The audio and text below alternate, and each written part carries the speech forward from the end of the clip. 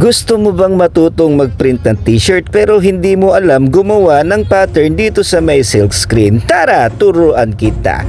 Una sa first, kailangan lang natin dyan itong kahoy at gagawa nga po tayo ng frame na parang ganyan. At syempre, hindi mawawala yung gagamitin naman natin na silk screen. 100 mesh nga po yung gamit ko dyan para mas pulido. At dito nga po ay ilalagay po natin yung silk screen dito po sa may frame na ginawa natin gamit ang gun tacker. Babaril-barilin mo lang din po yan hanggang mabatak mo na itong silk screen. Pagkatapos mo nga maibastag itong silk screen sa may kahoy, syempre gupitin mo yung sobra. At ganyan lang po gumawa ng screen. At sunod naman po itong gagamitin natin na chemical. Ito nga po yung photo emulsion pero ready mix na po siya at gagamitin na lang. At gagamit nga po tayo dyan ng squeegee. Kung wala ka naman pong squeegee ay pwede na po yung PVC ID. At ganito lang po mag-apply ng emulsion dito po sa may screen. Lalagyan mo nga lang po yan sa ibabaw at sabay kakahigin mo po yan hanggang mapuno po yung silk screen. Kakahigin mo lang yan ng baligtaran hanggang lumipis po yung in-apply po nating emulsion dito po sa may silk screen.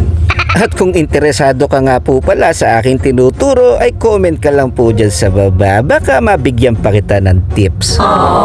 At matapos ko ngang i-apply ito pong emulsion ay ilalagay ko lang po yan sa may gedli at hihintayin ko lang din po matuyo. Pero kung nagmamadali ka, pwede ka rin po gumamit ng blower, optional lang po yan. At para naman po pulido yung aking pagpo-photographic ay gumagamit po ako dyan dito ng improvise po na box na mayroong salamin sa ibabaw at mayroong ilaw sa may ilalim. Kahit 2 pirasong ilaw po yan ay ayos na. Pagkatuyo nga po ng silk screen ay dito po ay na-apply ko na itong mantika. Hindi po tayo magluluto hihimas lang din po natin dyan at dyan po natin ilalagay ito pong aking gagawin na design. At nagprint nga lang po ako dito sa may bond paper ho. Kailangan po solid na black para po tumagos sa kabila ito pong ating ginagawa. Mas maganda po kasi kung solid po na print yung black yung ating ilalagay para po mamaya butas na butas po yan pag yan po ay ating hinugasan. At pagkatapos ko nga pong ilagay ito pong aking ginawang design ay dito ilalagay po natin yan sa may ibabaw po ng improvised na box na mayroong ilaw po sa ilalim at salamin sa ibabaw. At lalagyan lang din po natin yan ng pabigat sa ibabaw. Wag lang yung literal na pabigat baka masira yung salamin. At dito nga po ay bubuksan na po natin yung ilaw at wait lang po tayo dyan ng 15 minutes ay okay na yan. At pagkatapos nga po ng 15 minutes ay huhugasan ko na po yung screen. Pero bago po ang lahat, shoutout po sa aking poging pamangkin. At dito nga po ihuhugasan ko na po yung screen gamit po itong poso at wala nga po akong lawasa. At sasabunin din po natin yan ng dishwashing liquid para matanggal naman po yung dulas po ng mantika.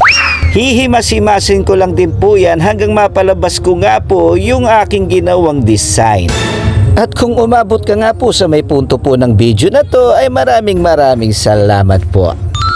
Gagamit nga rin po sana tayo dyan ng spray gun kaso nga lang yung akin ay nasira. Kaya nga po ang gagawin ko po dyan diskarte ay kukut-kutin ko lang po yan ng dahan-dahan hanggang mabutas ko po at mapalabas yung aking ginawang design. At yan, ilang saglit nga lang po ay napalabas ko na o nabuo ko na po yung aking binutas po dito sa may silk screen. Kung ikaw nga po ay may natutunan sa 3 minuto ng video na to ay maraming salamat po. God bless!